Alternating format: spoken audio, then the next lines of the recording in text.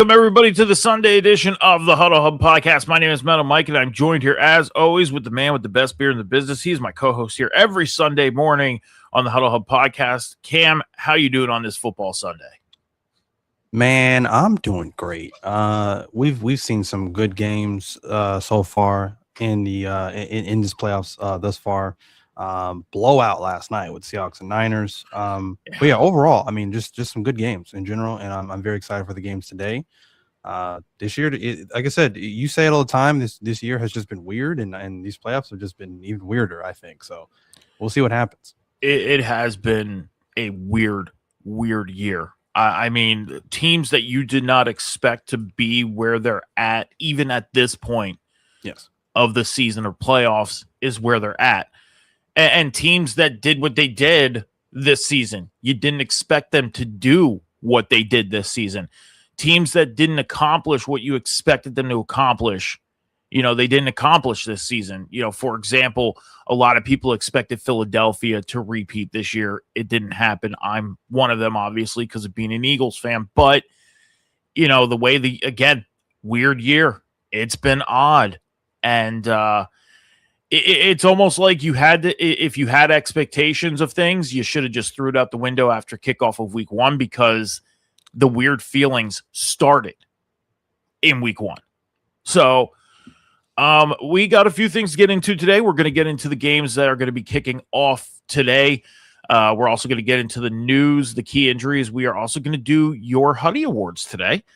And before we get into it, please make sure that you're heading over to the Huddle Hub podcast over on social media, on X and TikTok. You're going to hit the follow button. On YouTube, you're going to hit the subscribe button. And if you are watching on Twitch, make sure you hit that follow button as well. If you want to head to any of the other social medias, all the links are in the Twitch bio. You can just click on whatever social media you desire. Hopefully it's all of them. And go help us build the Huddle Hub podcast going through the rest of the NFL playoffs and beyond. So, Cam, again, last night, crazy games. Denver defeating Buffalo in that thriller in overtime, 33-30. And then Seattle just going out and decimating the San Francisco 49ers, 41-6. Cam, a lot coming out of that Denver-Buffalo game, a lot of controversy coming out of that Denver-Buffalo game. And it all started with the pass that looked like it was caught, but became an interception. Some people would say, player was down by contact. The ball shouldn't have been ripped out of his hands and called an interception. Some people are saying, and mostly Denver Bronco fans are saying, no, it was an interception. Stop whining and complaining. Cam, the rules of football is you catch the ball and you're secured and you're down on the ground and you're contacted. That's the end of the play. That's not what occurred. Defender ended up ripping the ball out of the hands, and that changed the momentum of that game. I mean, Cam, looking at this play and then looking at a lot of other plays that have occurred throughout this season that were questionable, do you think that they should go back, watch this play, and watch the other plays that should have been called differently this year, and maybe go back to the drawing board on how they rule things? What's done is done. Us being fans and having our respective teams that we're fans of, I think we know. We've been watching football long enough to know that there are certain games that we kind of get away with some stuff. Especially when it's crunch time in the end of these games. But we're not referees. I mean, what they don't see is really not our problem.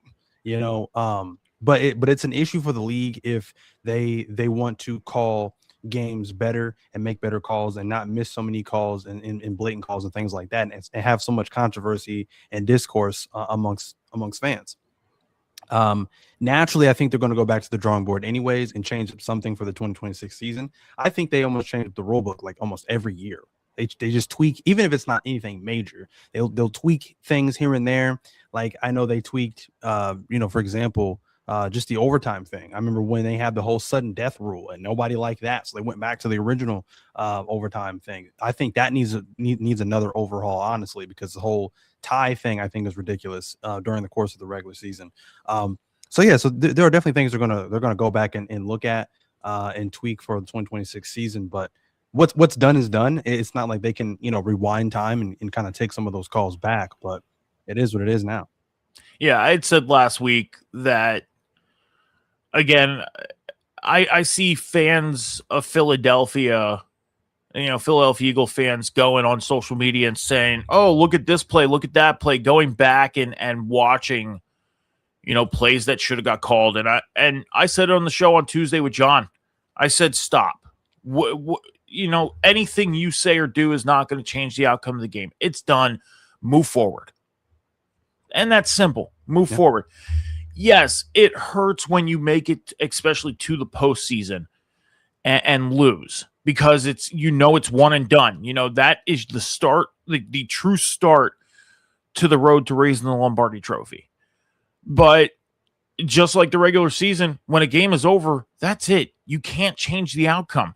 The only thing the league can do is go in, look and see what happened, and see what they can do about changing, any type of ruling. Now, looking at this, did the referee make a mistake? Most likely, because the player, secured the catch, down by contact, and it just so happens, the referee, in real time, you look at it, it looks like, maybe the defender got the ball while in process of going to the ground. That wasn't the case. They kept it stand. They kept it interception, changed the whole momentum of the game, because that would have set Buffalo up for game-winning field goal. And, it is what it is. You can't change the outcome once the game is over. The only thing you can hope is that the league goes in and looks at it and says, you know what? We need to do a better job with our officiating crews. Number one, picking our officiating crews. And number two, making sure the officiating crews get stuff done right. And that's where New York should have came into play. Because if the officiating crew would have went and looked deeper and deeper into that play and seen, we can't really tell if this is a catch or if this is an interception, then you call up to New York and say, hey, what do you guys think? Have somebody there that can make that final decision. Because, yes, they leave the final decision on the referee of the game. Like, hey, what do you think? And it's just like pro wrestling. Okay, now we know pro wrestling's predetermined, all that stuff, but once the referee counts the 3 and rings the bell, the match is over. That's the rules. Same applies to football. Once the referee of the game makes a decision, that rule applies. Maybe they should have somebody in New York that actually makes that final decision. Like, you know what? I'm going to overrule you. This was a catch opposed to an interception. And we got to watch this one more time, and this is why I'm making this decision. Bam. Now go make the call. Maybe that's what they need to do, because sometimes the referee of the game is making that wrong call, and it changes that momentum of the game. So should Buffalo maybe be realistically sitting and waiting to play in the AFC title game next week? No, most likely, yes. But Denver came out, and now Denver, head into the AFC championship game, which leads us into our news. With Denver heading into the AFC championship game, the news came out moments after that quarterback Bo Nix, on the second to last play of the game last night, fractured his ankle. He's going to get surgery on Tuesday. He is done with the rest of the postseason. And now Jarrett Stidham is the quarterback for the Broncos. Cam, your thoughts on Bo Nix and being done? Well, like I said, when this news broke, it was genuinely shocking. Coming off of that thriller, and it puts them in a tough spot. I would say it puts their Super Bowl hopes in jeopardy. And definitely for Jared. I don't even know what the kid's capable of necessarily. I don't think he's seen the field at all in 2025. With Bo Nix being primarily healthy, I think all through the 2025 season. So yeah, that's tough. I mean, that's tough to get this far. And like I said, going into the AFC Championship game and having to start a backup quarterback. So, but who knows? Jared could go out there and honestly shock the world and throw for 5 touchdowns. I don't know, but who knows? It's definitely a tough situation. But hey, like I said, I've heard other people say too that Bo Nix, he left it all on the field. So I mean, if you're gonna go out, you're gonna go out this way. So, but he left everything on the field and he gave everything he had. So, that's just the cost, I guess. Again, a lot of people analyzing film throughout the end of the game and knowing that second last play is when Bo Nix got hurt. And some people are looking at the film of, oh, where did he break his ankle? Like, some people got to realize the conditions of the field and the way the guys step. I mean, it may look like they step normal, but it's not a normal step sometimes. You look at George Kittle last week. You know, Marcus Epps went to go make a tackle, and he had a little bit of a hold of George Kittle, not a big hold, but it was enough momentum to bring George Kittle down. And the way George Kittle went down is how he got hurt. But it didn't really look it. But it happened. It's all about field condition. It's all about how the steps happen. It's all about how cuts happen, because we've seen guys, tear their ACL by just making a bad cut. Yeah. We've seen it. In last night's 49ers game, Tongas, the tight end for the 49ers, on a play, made a cut, and then you just see him go down on the ground. Why? Because he made a bad cut and he hurt himself. Now, he played the rest of the game, but it's still the point. It's field condition. It's how guys make their cuts, and if they make one bad cut, it can be a bad day for that player. And it was a bad end of the day for Bo Nix, even though the Denver Broncos are moving on to the AFC Championship game. Jarrett Stidham, there's many, many content creators out there. We know that many, many people have their own opinion on things. And there was a content creator that I don't follow, I don't pay a lot of attention to, but they end up on my feed. And when the Bo Nix injury happened and they found out about it, they were like, oh, Jarrett Stidham has to be the most, ready backup quarterback. I'm like, what? What? The guy hasn't touched the field in almost 2 years. How is he the most ready backup quarterback? Are you kidding me? Now, you're right. Jarrett Stidham can come out next week and throw 5 touchdowns. Who knows? Who knows? Coach is probably going to get him as prepared as he can. Yeah. But most ready backup quarterback, ready by the fact of he sat on the sideline and watched, maybe, but play experience? No, don't give me that. Now, come on. And I have said this publicly, that I feel like this content creator is a rage baiter. Like, they try and get people to rage bait. And it is. It's rage bait. And I'm like, I get caught in it sometimes. I do. It happens. So, John Harbaugh, former head coach of the Baltimore Ravens, it was announced that he agreed to a 5-year deal to become the new head coach for the New York Giants. So they will make it official on Tuesday with a press conference. John Harbaugh in New York. Cam, you made this call, man.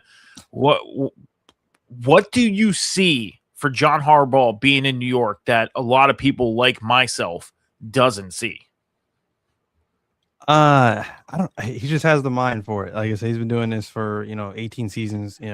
Primarily with the Baltimore Ravens, and he was the most winningest head coach in Baltimore. So, someone like that with that kind of success, I think, really could take this Giants core and really do something special with them. I do believe. Will it be perfect his first year out? No, probably not. It's going to take some time to work out all the kinks and things like that. But I just feel like with like I said, someone like Jackson Dart, I feel like he finally has a real head coach that he can really work with. So I'm expecting big things from them come next season. So yeah, I truthfully believe that this was the best move and best choice for him to go to. So yeah. I'd said it on yesterday's show that John Harbaugh could be a good fit in New York. At the same time, when I look at the Giants roster, specifically Jackson Dart, I see a little bit of a younger version of Lamar Jackson in Jackson Dart, wanting to run all the time, not afraid to get hit and lean into hits. Lamar Jackson was like that young into his career. He wasn't afraid to get hit. Problem is Jackson Dart ended up on concussion protocol, 5-6 times this season? And that could become a problem. Now, this roster, the thing is this roster needs an innovative coach, but with experience to come in and help them get to the level they need to. And I said this to John last night. This could end up being a good fit. This could be ending up being a good start for the New York Giants to get back to where they want to be. But I wouldn't expect an instant turnaround. No. Because, number one, they did great in the draft last year. Okay? Probably the best draft out of any team last year. But it didn't show on the field. Now, could they repeat what they did in the draft last year, this draft coming up in Pittsburgh? Yes, they could.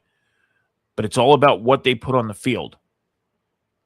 I don't see, and some people are saying, oh, the Giants are instantly contenders. No, they're not.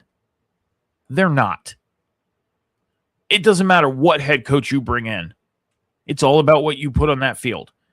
Just because John Harbaugh's coming in and he's much better than Brian Daboll, this is not an instant fix. This is not instant contention. It's all about what's going to be put on the field, game plan, everything. And John Harbaugh may have the game plan, but it's all about the players executing said game plan and whether they're going to be able to do it or not. The good thing is with John Harbaugh coming in with a 5-year deal, is Jackson Dart has technically 4 more years on his rookie contract, but after the next 3 years, the decision is going to be made whether they want to give him a 5th-year option or if they want to move on. So, by year 4 of John Harbaugh being there, we'll know whether Jackson Dart is the future of the Giants or not. And John Harbaugh, if he's not happy with Jackson Dart, you know damn well Jackson Dart's not going to be the guy. And John Harbaugh is going to want to try and save his job. He's going to want to bring somebody in to do the job Jackson Dart should have been doing if Jackson Dart fails. So, good move on John Harbaugh to get that 5-year deal, especially if he wants to keep his job. Yeah. So, Kevin Stefanski, former Cleveland Browns head coach, is the new Falcons head coach. It was announced last night that he will be the new head coach out in Atlanta.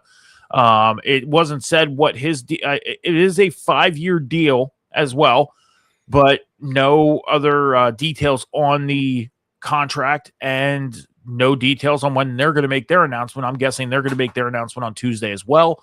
But Kevin Stefanski, new head coach in Atlanta. What do you think about that one? I don't really know. It was a mess in Cleveland this past season. So they've got a lot of work to do in Atlanta. Honestly, they have the pieces though. They definitely have the pieces. I mean, the Falcons didn't have the season that I think they were hoping for, obviously, but they definitely went out there and they beat some teams they probably had no business beating. Like one of them being the Buffalo Bills. So yeah, they definitely have the pieces there. You know, Bijan Robinson, you know, Michael Penix Jr. showed a lot of promise as well. Drake London was amazing this season as well. So they got the pieces. I think they just need a head coach.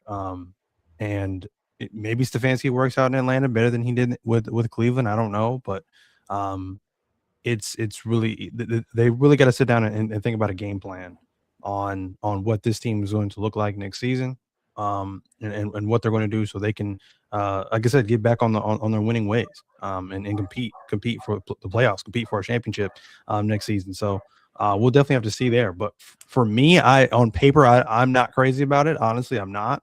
I'm not crazy about Kevin Stefanski in general, but who knows? Maybe he does work out in Atlanta. So, I think Kevin Stefanski is a pretty decent head coach. I think he was dealt a shit card in Cleveland. I do. Him going into Atlanta is probably, out of all of the rosters that are available that need a head coach, I think Atlanta is the most built-ready roster, minus their quarterback situation. Michael Penix Jr., it came out that he has a very injury-prone history, which not something you want to hear, especially after you spent your 9th pick overall in the draft 2 years ago on him. Kirk Cousins, who has struggled 2 seasons in a row, once his last year in Minnesota, and then his first year in Atlanta, getting replaced by Michael Penix in week, I think, 13 or 14. Comes into Atlanta, didn't have a bad year, 14 touchdowns, 7 interceptions. He had a 64.7 completion percentage. Not bad for a quarterback to come in and get you down the rest of the way through the season. And they weren't fighting for a playoff spot, but their last game mattered against New Orleans because you were helping a team get into the playoffs. So Atlanta, I think, is the most ready roster for a head coach to come in, insert your quarterback, and you're off to the races because you got guys like Kyle Pitts, Bijan Robinson. I mean, your receiving core out there is freaking disgustingly good. Yeah. Defense looks good. Offensive line looks good. I mean, Atlanta is the most ready team. Now it's all about what Kevin Stefanski is going to bring to that organization. And I think Atlanta, if they do everything right and they get it right with Kevin Stefanski coming in, be ready for the Atlanta Falcons to be competing for that NFC South. It's going to be a fun one to watch in Atlanta if Kevin Stefanski gets things right out there. So I'm excited to see it. I am. Matt LaFleur, head coach of the Packers, he received an extension on his contract yesterday.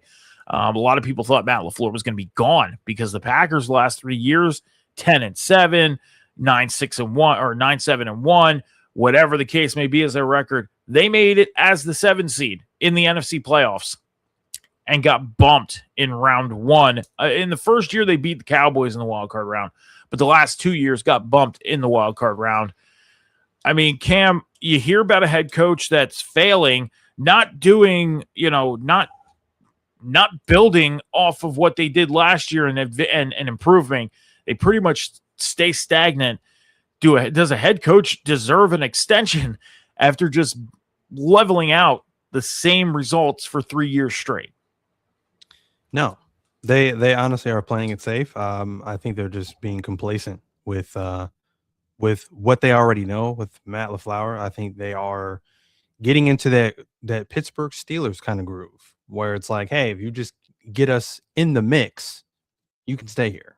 And again, I don't think that. I think that's just mediocrity speaking for itself, and doing the same things over and over and over again and expecting a different result. So, yeah, you might as well call them the Green Bay Steelers at this point, because I mean, if that's all they really want is just be able to be in the mix and be in the playoffs, but I mean, end up getting bounced round 1, round 2 every year, go for it. I guess that is very shocking though, because after this playoff, I would have assumed, after them blowing that lead against the Bears, I thought Matt LaFleur would have been gone. So, but I you can expect more of the same from the Green Bay Packers. I really don't see them going anywhere with them extending Matt LaFleur. Yeah, I mean, there were expectations out there that Matt LaFleur was going to be gone after their loss to Chicago last week. And then Monday came along and you hear the news, oh, the Packers are expected to extend him. I'm like, well, hold on. What? Now, you never wish for anybody to lose their job, but you know dang well that if a head coach had some success, they still have an opportunity to become a coordinator at least.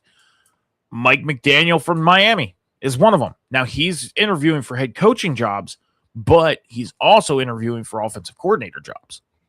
So you're kind of safe in that matter.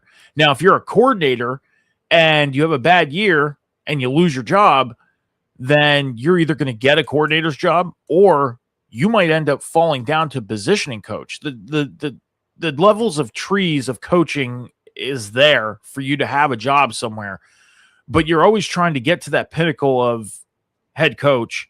And then if you retire, maybe becoming a GM. That's a rare case. That is, of becoming a GM after successful head coaching. It is. But Matt LaFleur, I think you're right on this. I do. I can agree with you on this, that it seems like they're playing the level of safety and knowing, okay, we can go out and we can interview these other head coaches, but are they going to bring us, that question's there, are they going to bring us the same success that Matt LaFleur gave us, the little success that we had? Do we take our chance on coordinator becoming a head coach? Or do we see what Matt gives us for the next, let's say the extension's 2 years? Give him another 2 years to work with Jordan Love, to work with this offense, because this is a fairly young offense. It is. It's a fairly young offense that does need some work to it. And maybe Matt LaFleur can get them over that little hump. Because, yeah, the thought process might be, okay, we're into the playoffs, but it's true. That's all you got to do is get in. All you got to do is get in. But then you really, really, really got to put that work in to move forward. And that's something that they might have done, but couldn't succeed at after blowing that big lead they had on Chicago last week. Now, as an owner, as a GM, that's something you don't want to see. You don't want to see your coach come in and blow a big lead against a rival team in the postseason, but it happens. So we'll have to find out. Some news for the Pittsburgh Steelers, Cam. They're interviewing former head coach of the Dallas Cowboys, Mike McCarthy, for their head coaching position. And at the same time, they said that they are open to Aaron Rodgers returning as their quarterback in 2026. Now, Mike McCarthy and Aaron Rodgers have some ties together. Mike McCarthy was the head coach out in Green Bay, while Aaron Rodgers was the quarterback. And it's known that they've had a pretty decent relationship. Do you think if Aaron decides come back, think he might have some play into whether Mike McCarthy becomes the new head coach or not? I think they've probably have had many conversations, I think, thus far with Aaron Rodgers, because this reeks of Aaron Rodgers. This has Aaron Rodgers fingerprints all over it. I think he's kind of in the ear, of Rooney, and I think it's influencing, the decision to interview Mike McCarthy. I'm not a fan of it, really. I think it was it was just a lot of turbulence out there in Dallas when he was head coach out in Dallas. So I'm not really a fan of that necessarily. I would honestly be freaking out and be more excited more so if it was like 2007, 2008, because I think that was like Mike McCarthy's like golden years. But other than that, I mean, I think it's a little bit ridiculous and just kind of far-fetched to why they would even be considering Mike McCarthy. I have no idea. But other than the fact that, again, Aaron Rodgers, I think, would be the one to be influencing just the GM and Rooney. So I don't know. We'll definitely have to see what happens there. And again, I can't necessarily say that it's going to be a failure. He could go and sign with the Pittsburgh Steelers and it'd be a success. I don't know, but as on paper right now, just hearing the news, that sounds like an awful idea. So Mike McCarthy's record just in Green Bay alone from 2006 to 2018, 13 seasons, he went 125, 77, and 2. Okay. 125 wins, 77 losses, 2 ties, 10 postseason wins, 8 losses. He also won Super Bowl 45, and it was against the Pittsburgh Steelers. He won 4 consecutive NFC North titles from 2011 to 2014, and he is the second winningest coach in Packers history, and he is known for developing Aaron Rodgers. Some ties. And if Aaron Rodgers, I mean, there was some indication that this might have been Aaron Rodgers last year. All the talk after games of, could this be his last walk off the field? We've been hearing that for the past 6 years. Could this be his last walk? Could this be his last walk? Last year in New York. Then he goes to Pittsburgh. Last year, this year in Pittsburgh. Go back to Green Bay. Could this be his last walk off the field? This man isn't going away from the game.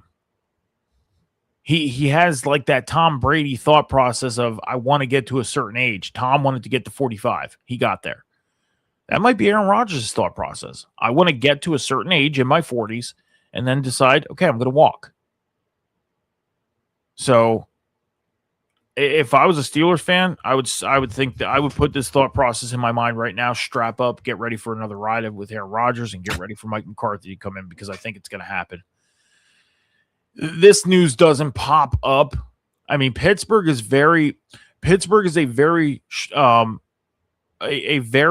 traditional, very prestigious organization. They are a very prestigious organization. So when news comes out about the Pittsburgh Steelers with their front office, with their coaching, and sometimes with players at the level like an Aaron Rodgers, Troy Polamalu, Ben Roethlisberger, Jerome Bettis, big-time players, you know that it's big news. So that's what gives me the feeling that we might be seeing Mike McCarthy probably in the next 2 weeks being announced as the new head coach out in Pittsburgh, and Aaron Rodgers saying, I'm coming back. So, and Aaron Rodgers might have something to do with it. He might. And then Zach Charbonnet, he's going to undergo an MRI this week, running back of the Seahawks, for his knee. There's a possibility that he may be done, pending on the MRI, may be done for the rest of the playoffs, as the Seahawks defeated the 49ers last night to go into the NFC Championship game. Brian Dable, he was announced that he's going to be interviewing for the Eagles offensive coordinator job, and that he already interviewed for the Titans head coaching job. And then linebacker Azeez Al-Shahir from the Houston Texans, he was fined last week $11,593 for a violation of the NFL's uniform and equipment rules for wearing eye black that contained a personal message during last week's wild card game. So, and you can clearly see in the picture I'm looking at, we're not going to pop it up, but the message that he has on there, it's a very political message. Now, it's been known over the past couple of years that the NFL has gotten a little into the politic. And this was more like during COVID. During COVID, when a lot of things happened during COVID politically, and the NFL kind of got involved in that stuff. And they had messages in the end zone and on the end zone trims and allowing players to wear certain messages and everything like that. Now, I get it that this is a very personal message from Azeez Al-Shahir. And I'm looking at it and I'm like, the NFL having all of these messages spread around stadiums and everything, and you're going to fine a player almost $12,000 for having a personal message on eye black. Something that fans can't even see unless you take a picture of it and zoom in like it is now, that I'm looking at right now. I don't get that. I don't understand that. I guess because it is a personal feeling. I don't know. But I don't know. Some of these rules, man, I don't get it. I don't get it sometimes. But that's the news. That's all we got. I had to look through X to see if we had anything pop up in the last couple minutes, just in case we miss anything. So, Cam, me and John, we did our Huddy Awards on Tuesday. Now we're gonna do your Huddy Awards because you're not on the Tuesday show, but yet you are part of the Huddle Hub podcast. So it's only right to have you give your Huddy Awards. Now I did present mine on Tuesday with John, so I will repeat mine as we go along here. That way, you don't have to do yours alone. I'll do them with you, and I will present mine one more time. But we're going to get into the Huddy Awards. So before we move into the divisional round games that are happening today.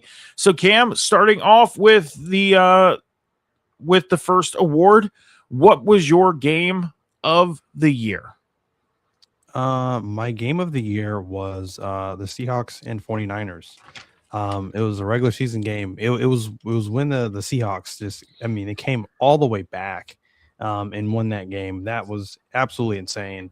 That game was nuts. That definitely was my game of the year, and that was tough because there was a lot of good games of the year. I think a runner-up was Steelers Lions. That was also a really good game too. That it ended on freaking what was it, offensive pass interference? So that was nuts.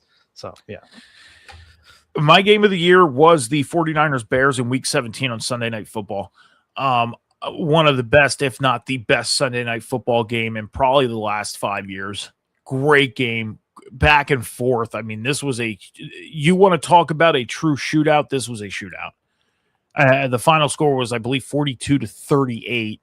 The fourth quarter alone was just packed with action. This was a game that I was trying to decide whether I wanted to watch or not because it was a Week 17 game, and I'm like, we're getting to that point where, next week a lot of games aren't going to matter. It's Week 18, it's Week 17, it's the back end of the year.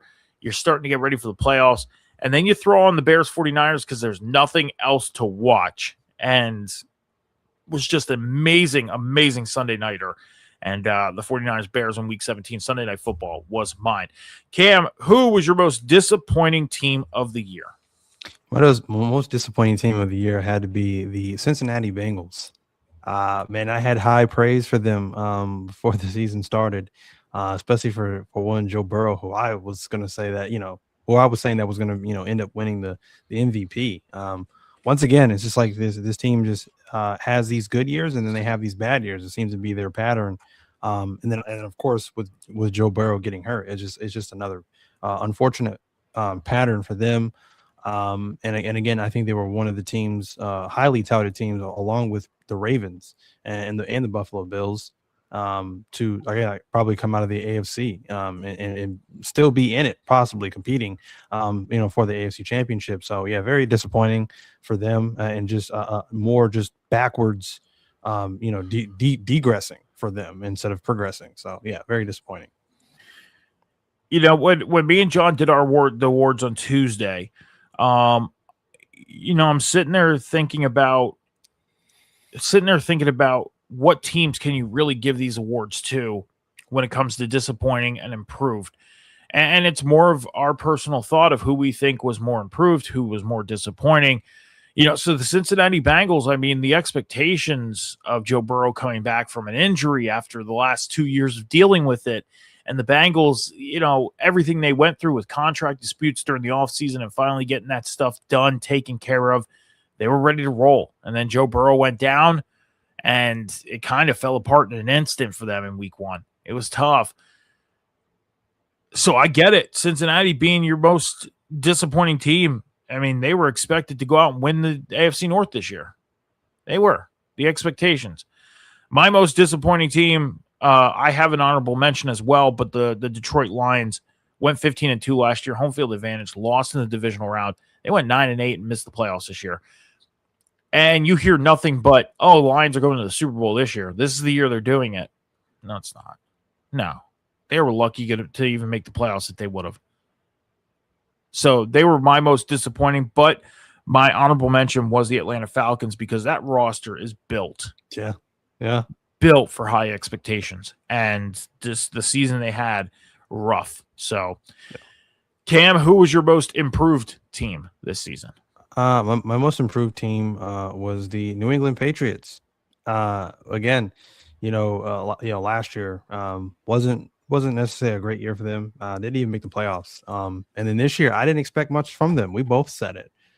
Beginning of the year, they started off kind of shaky, but man, have they come out and been like the shocker. I think this year out of the AFC. So, and they got a big game, today against the Texans. So yeah, like I said, they have just been an absolute just fantastic team. Drake May, like I said, the guy's looking absolutely incredible. I mean, you look at what Vrabel has done with this team. He's completely turned this team around, complete 180 from last year. So definitely extremely improved from last year with the Patriots. So, my most improved team, and the Patriots is a fair one. John picked the Patriots for his most improved team because of the same reason. Last year, missing the playoffs after starting off 2-0, you thought, okay, maybe the Patriots, they're on to something, and then they fell, just like the New Orleans Saints did last year. Started off hot, 2-0, the highest scoring team in football, and then they just, after the Philly game, fell. Yeah. My most improved team, though, is the Jacksonville Jaguars. The New England Patriots, they were if I had to pick out of the two teams, it would be two teams. If I would have two teams to pick, it would be the Jaguars and Patriots. When I went and did comparisons of, and I apologize for the noise, we have some clouds going through again. We got dumped with 7 inches of snow. Jeez. So we got some clouds going through. I apologize for the noise.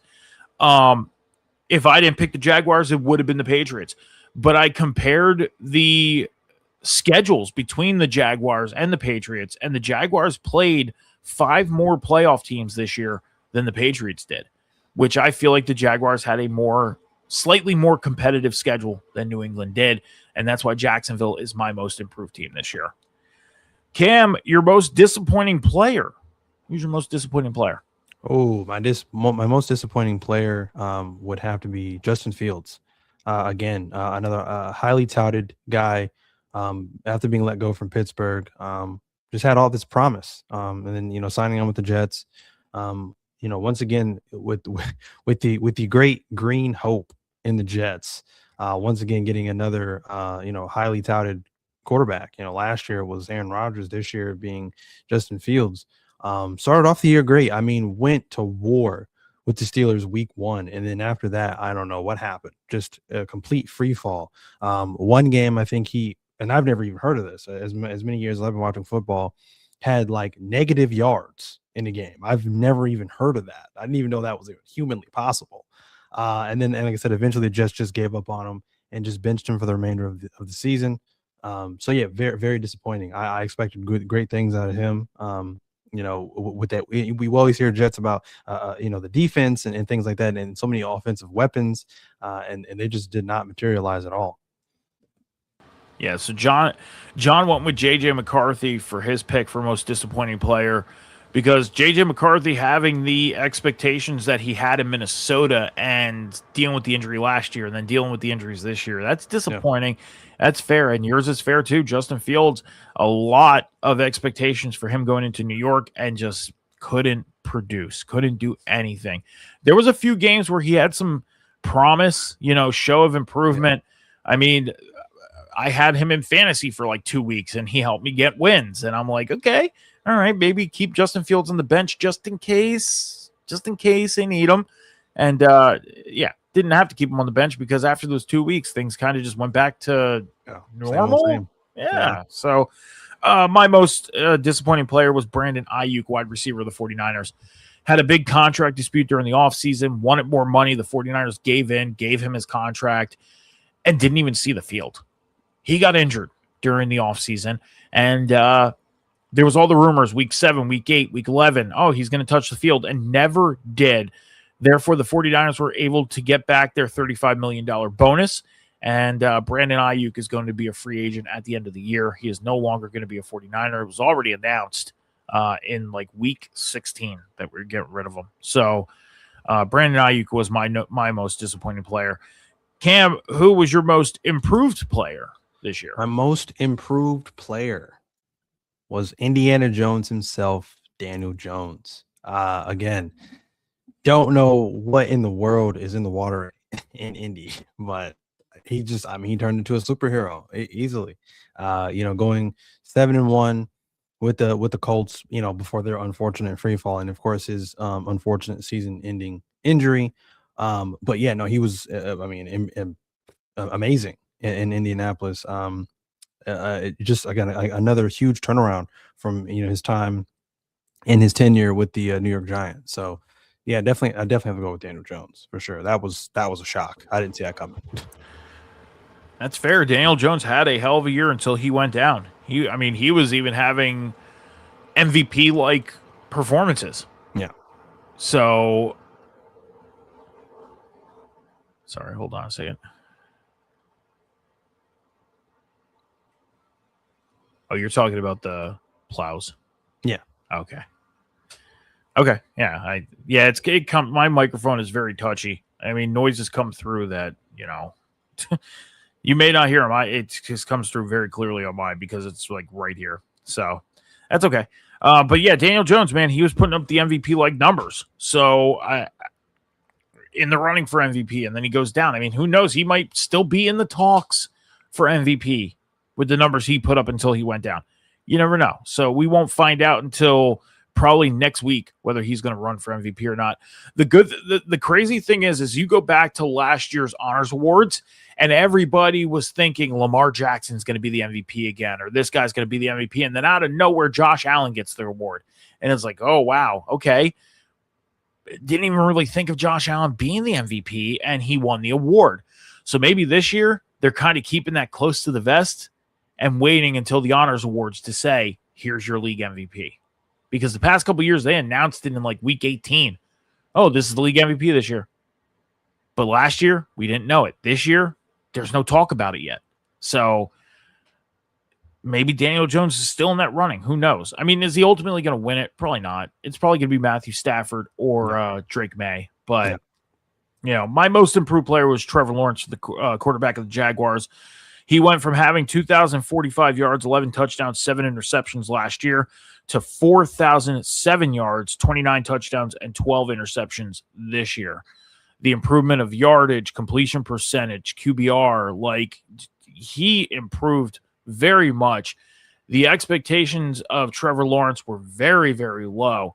I mean, during the offseason, me and John questioned why Jacksonville was giving him his extension and all this stuff. And he went out this year and just showed improvement. And this could be a look up for Jacksonville. Who knows? But Trevor Lawrence was my most improved. Cam, who was your coach of the year?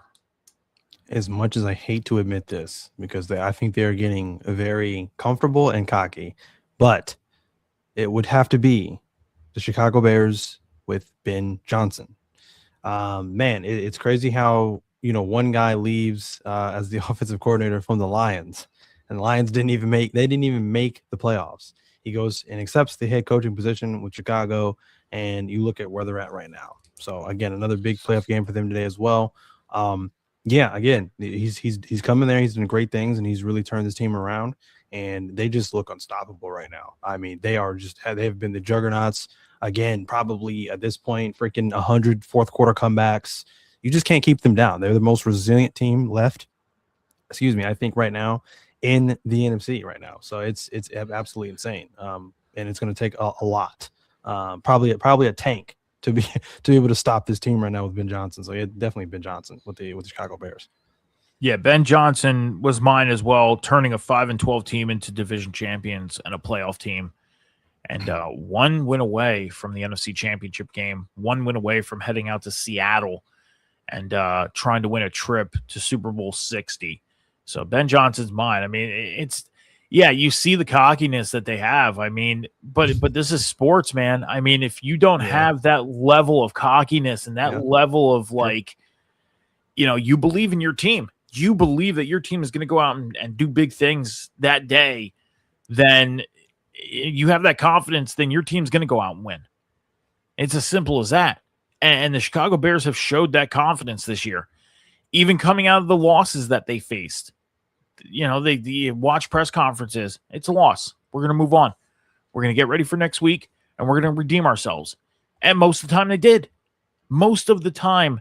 did. So, but yeah, Ben Johnson's mine. I mean, you could have probably named a few other head coaches, but Ben Johnson was the more noticeable one this year. More noticeable. So, Cam, who is your defensive rookie of the year? My defensive rookie of the year is James Pierce Jr. Again, I believe he had 10.5 sacks on the season with I believe the Atlanta Falcons.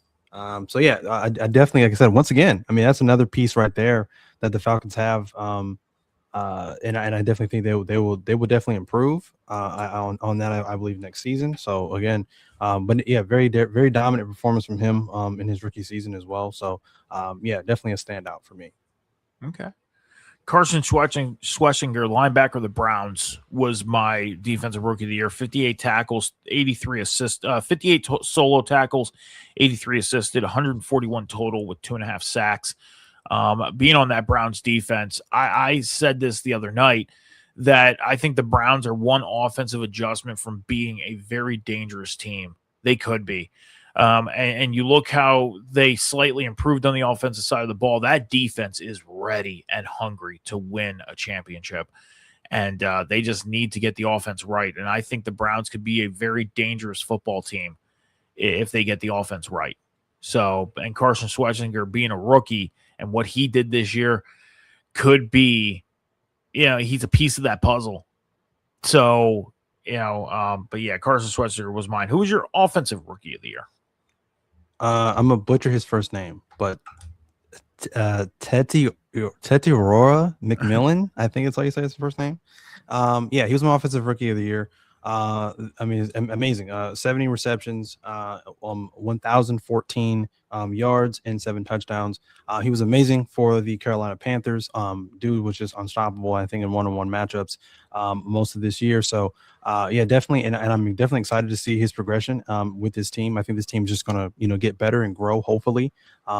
Sneaking in the playoffs this year, let's just hope that they actually progress and just make that statement and make the playoffs without having to sneak in. And I think he's going to be a weapon for many years to come for them. Yeah, Tetero McMillan was mine as well. Same with John. I mean, it was an easy pick. I mean, he was a very, very good rookie this year and put up a lot of good numbers for a team that went 8-9 and snuck into the playoffs, winning their division. So that was not a hard one to pick with Ted McMillan. So, Cam, who was your defensive player of the year? My defensive player of the year, it's very obvious. It's the record holder himself, Myles Garrett. Breaking the record with 23 sacks on the season. The guy's just an animal. I mean, you look at him and he's just a freaking tank. He's absolutely incredible. If the Browns don't have anything else, they definitely have an all-time, just captain, leader in Myles Garrett. And again, he's a force to be reckoned with for sure. And who knows? Like I said, I think they could have more success next year as well when they get both the defense and the offense, I think, on the same track. But yeah, definitely Myles Garrett for sure. Yeah, me and John both picked Myles Garrett as well. I mean, that's a pretty obvious one, him breaking the season sack record. Again, that Browns defense, man, I think they're ready. It's just all about getting that offense back on track where they need to be. And if I was the Bengals, if I was the Ravens, if I was the Steelers, I wouldn't discredit or discount the Cleveland Browns. I wouldn't. So, but yeah, Myles Garrett was a pretty obvious one to pick. Cam, who is your offensive player of the year? My offensive player of the year was, I believe, Jackson Smith and Njigba. Again, incredible year. He had definitely a career year this year with 10 touchdowns, almost 1,800 yards, and 119 receptions. Like I said, the dude's an animal, honestly. And again, if they want to take to the air, and with Seattle, they have no problem with JSN. Just an incredible year for him. And again, like I said, this is going to be a guy who I think is going to be a major asset for them for many years to come. Yeah, John went with Christian McCaffrey because of his all-purpose yards, his rushing yards, his receiving yards, his touchdowns, rushing touchdowns. I went with James Cook, running back of the Bills. And John's argument was, the 49ers, they had all the injuries. They were able to count on Christian McCaffrey to kind of carry the load, which is a fair statement. Jackson Smith and Jigba had a great year for Seattle. So it's hard to argue him being an offensive player of the year. It is. Had a great year record. He was breaking records. He's in the record books in the NFL because of the records he was breaking. I took James Cook because, again, John's argument was that a guy that carried a team on their back was Christian McCaffrey. I feel like you could say the same thing about James Cook because when you look at the Buffalo Bills with their passing game, they didn't have a bad passing game. Josh Allen did a fairly good job with controlling the football, but when things came down to it, they put the ball in James Cook's hands and he took care of business. I don't think there was more than 10 plays this year to where James Cook had negative yards at all. Like he always had positive yards, whether it was 1 yard, 5 yards, 10 yards, 60 yards. That man was a tank. And he ran for 300. He ran the ball 309 times for 1,621 yards and 12 touchdowns. So sad that they're out of the playoffs. So, the expectations for Buffalo were huge this year. Cam, who is your league MVP? My league MVP is Matthew Stafford. The guy has been playing like an absolute animal this year.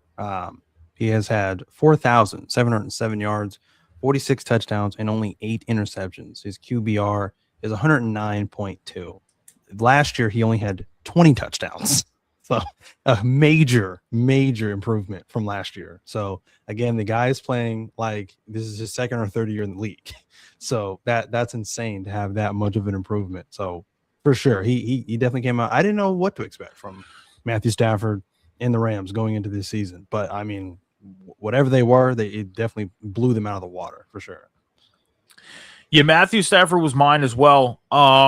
You go around the internet and you watch all these football content creators like ourselves, and they sit there saying, how can you not give MVP to Drake May? He has more natural touchdowns than Matthew Stafford. And I'm thinking, what are you talking about? And then they get more into the explanation of, Matthew Stafford had about 12 or 13 one-yard dump-offs to Devontae Adams this year.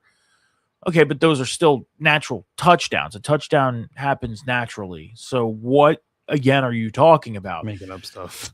Then I thought about it like, okay, yeah, he did have those one-yard dump-offs. So would he have as many touchdowns as one-yard dump-offs? But then I got myself out of that mind thought of like, I'm not going to let them play into this. No, they're touchdowns regardless. 46 touchdowns, even though 12 or 13 of them are one-yard dump-offs, who cares? They're touchdowns. He earned them. He put the ball in the air and got it into the hands of a receiver. 46 touchdowns, 8 interceptions this year. Which is also a career high. Yeah. In 10 years. 4,707 yards, which gave him his 10th season with 4,000 passing yards. Crazy. So Matthew Stafford, John picked Drake May, which is fair. That's the counterpart. Drake May and Matthew Stafford are the top 2 candidates for league MVP. They are. So it's fair to say that Matthew Stafford and Drake May, and they could be co-MVPs. Who knows? It's happened before. We've had co-MVPs in the league before. The most recent was Steve McNair and Peyton Manning back in 2003. So it can happen. You never know. And that can happen between Matthew Stafford and Drake May as well. And who knows? It's still up in the air because Matthew Stafford plays today. So does Drake May. We can end up seeing those two in Super Bowl 60. But the thing is they can't wait until the end of the Super Bowl to pick a league MVP. They have to pick beforehand because the honors happen on Thursday beforehand. So it would be really, really cool if they said, you know what? Whoever wins the Super Bowl is the league MVP. That would be cool. But they can't. They unfortunately can't do that. They can't. They got to pick one. So, all right, well, that's it for the Huddy Awards. We'll be back with the Huddy Awards in 2026 at the end of the 2026 season. But the first annual Huddy Awards. And you came up with the name.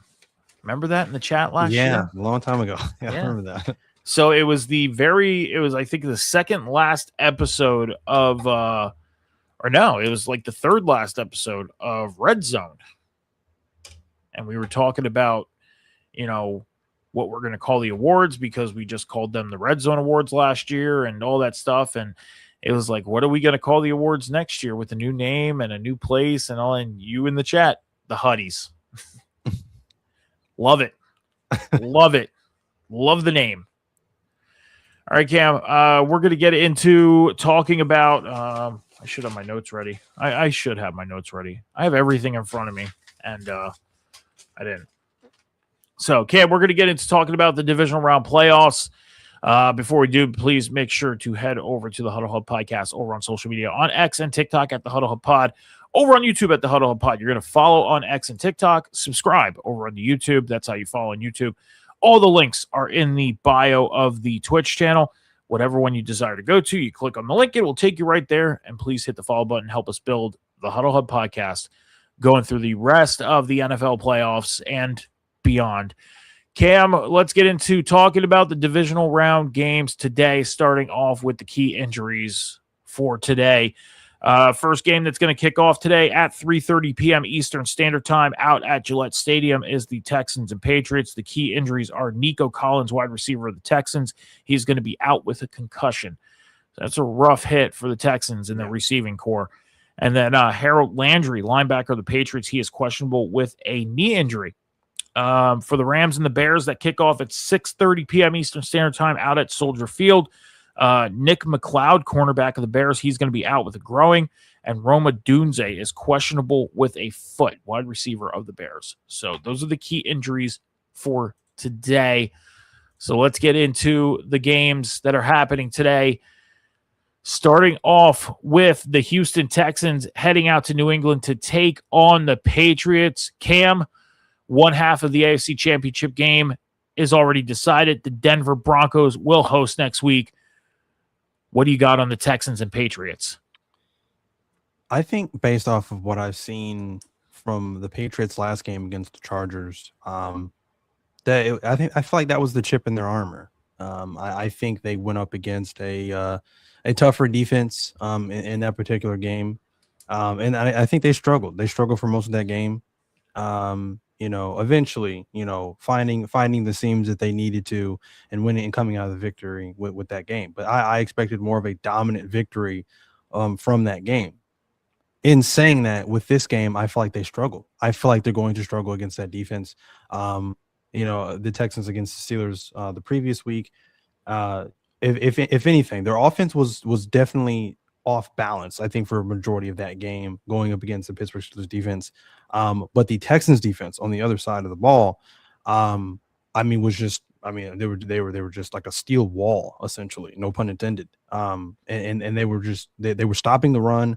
They were getting after Rodgers and stopping some of those passes through the air as well. So I think this is the Patriots' toughest test thus far. Are they legit? Going up against, like I said, one of probably the toughest defense I think left right now in the playoffs. So I can easily see them struggling. I don't see this being a high scoring game. I really don't. I think it's going to be a battle of the defenses. And I got to go with the Texans. I think the Texans somehow end up pulling this off, but they definitely cannot start off this game with having their offense as off balance as they were against the Steelers, because I think the Patriots will end up taking advantage of that. So that's something to definitely watch out for. When you go back to last week and you compare the Patriots on defense opposed to the Texans on defense, okay, the Texans, I mean, through half that game, you're sitting there thinking, okay, Pittsburgh, they have a chance to take over this game. They have a chance to take control of this game. It was a very close score. And then you get to the second half and the melee just kind of started. Sorry to say, it did. It started. And I turned it off when Sheldon Rankins returned that fumble for a touchdown. I was like, this is over. This game is done. Yeah. It's over. The New England game, I mean, I didn't even, I'll be honest, I didn't watch the Patriots game. I didn't. I had no expectations whatsoever for the Chargers to even remotely come close to winning that game. And they lost 16-3. I was surprised to see that score because I thought the Patriots were going to put up way more points than 16. Yeah.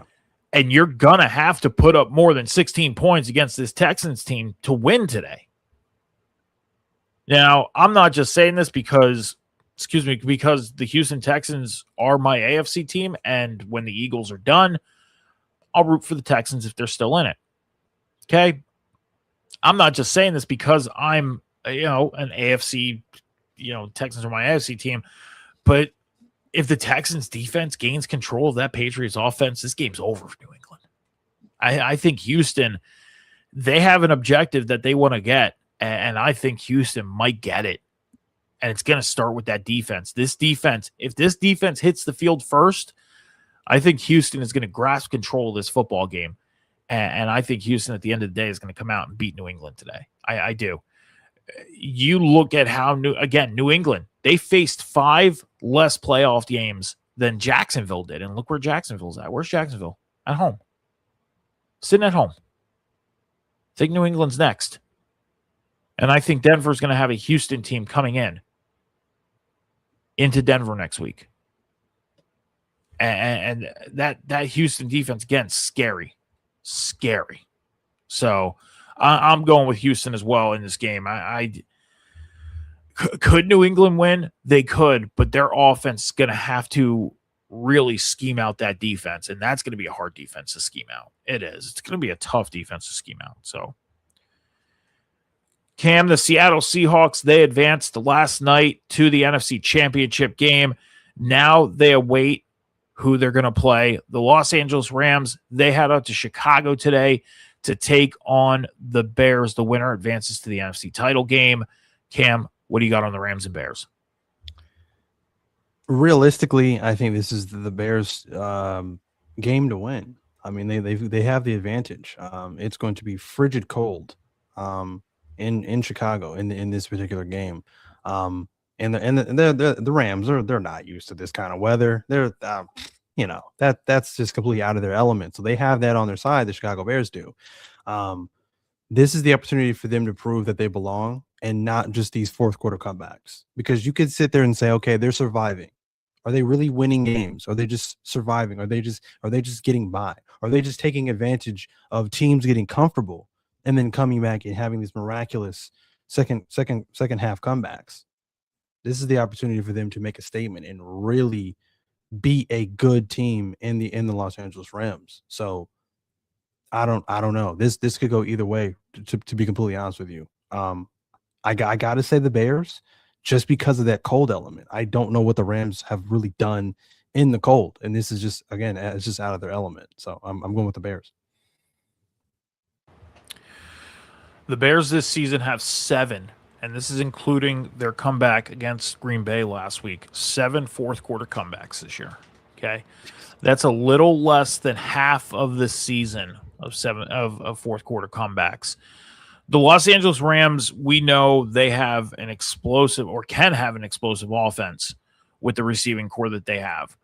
But I'm going to say this, ever since Devontae Adams came off his injury in week 18, he hasn't really been too much of the same in my eyes. He hasn't. And you see Matthew Stafford trying to rely on Puka Nacua and Kyron Williams to carry that offense with him. And add in the tight ends a little bit, and Tyler Higbee and I forget who their other tight end is. But anyways, Devontae Adams, could he be the difference maker in this game? He could be, if Matthew Stafford decides to get the ball to him more, target him more, throw the ball to him more, give him more opportunities. Do I see them going into Soldier Field? I mean, the weather is going to be a factor today. 15 degrees in Chicago, and that's in the sun. That's in the sun. That's nuts. And if we know history, warm weather teams don't fairly have good opportunities in cold weather. I think the Chicago Bears have a huge favor on their side today. The one thing I want to see from Caleb Williams and that Bears offense is they need to start off quick. They need to get the ball in the end zone fast. Waiting until the fourth quarter, I don't think is going to be an option today, because if they wait until the fourth quarter, then this may not be a fourth quarter comeback. Today may not be a fourth quarter comeback, because that Rams defense is no pushover. No pushover. So I'm going Bears today as well. I think the Bears are going to take advantage of being at home like they did last week, and we'll be seeing the Bears in the NFC title game next week against Seattle. So, all right, that's it for the divisional round playoffs. We'll have to see who makes it to the conference title games. We already got one half of that done yesterday. Denver heading to the AFC, Seattle heading to the NFC. The 2 1-seeded teams are heading to the conference title games. So, Cam, this is the last, yesterday was the last Saturday show. I thought today was Saturday. Holy crap. My gosh. I was going to say. As far as me and John's pick challenge, real quick, the update, I'm 176 and 102. John's 179 and 99. Updating from yesterday, I'm 176 and 104, and John is 179 and 101. So it's still a 3-game difference. And we both picked different teams today.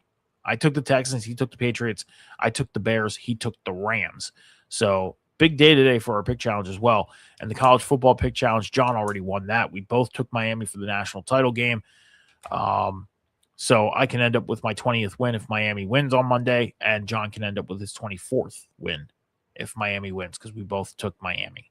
So last time, head over to the Huddle Podcast on social media, on X and TikTok at the Huddle Pod. Hit the follow button on YouTube. Hit the subscribe button. That's how you follow. Make sure you're following on the Twitch channel. Turn the notifications on. You'll see when we go live. I also go live, and I do, the Road to Glory series is done. I finished it last night. The video is up. You can go check that out now. Spoiler alert, I did declare to leave for the NFL, so I will be starting my superstar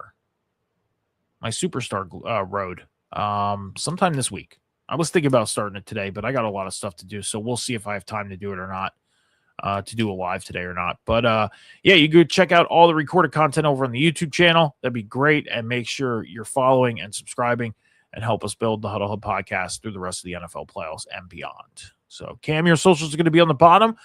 What do you got going on? What do you want to let people know? Well, mainly keep up with me on Cam's Wrestling Corner. That's where I post most of my personal content with, professional wrestling and things of that nature. So definitely keep up with me on there, updating and uploading videos regularly on there. So keep up with me on there. And then, of course, right here every single Sunday morning with the Huddle Hub podcast with me and Metacore Mike. I'm talking about some football, of course. And then on Monday on River City Radio on the Table Spot after Monday Night Raw. And then, of course, on Wednesday nights right there on River City Radio with the Boom with the addition of Phil Khan talking about some AEW Dynamite. So love and appreciate you guys come by checking out the stream this morning. All right, so make sure you head over to Cam on social media, especially Cam's Wrestling Corner. I promise you will not be disappointed. If you like pro wrestling and you like a fair viewpoint on pro wrestling and a very, very good one at that, head over to Cam's Wrestling Corner. Promise you will not be disappointed. I'm not just saying it because this man is digitally sitting next to me. It is great videos, so go check it out. You can follow me on social media, Instagram, X, TikTok, Snapchat, MiddleMike714. I don't do a lot of personal content on my my personal stuff. I do Fortnite lives on TikTok once in a while. So yeah, and like I said, was doing my Road to Glory series, which is now turning into the Superstar series here on the Huddle Hub podcast. So yeah, that's where you can follow me. That's where you can find me. That's where you can contact me if you want to contact me and talk football or whatever. So that's that's where you can get me. Appreciate everybody coming out, checking out the show today. Enjoy the games today. Good luck to your teams. Be good to each other. Be kind to each other. Take care of each other. Be patient with each other. Remember, the world is not moving as fast as you think. We'll see you Tuesday night, 7 p.m. Eastern Standard Time with myself and John. Until then, deuces.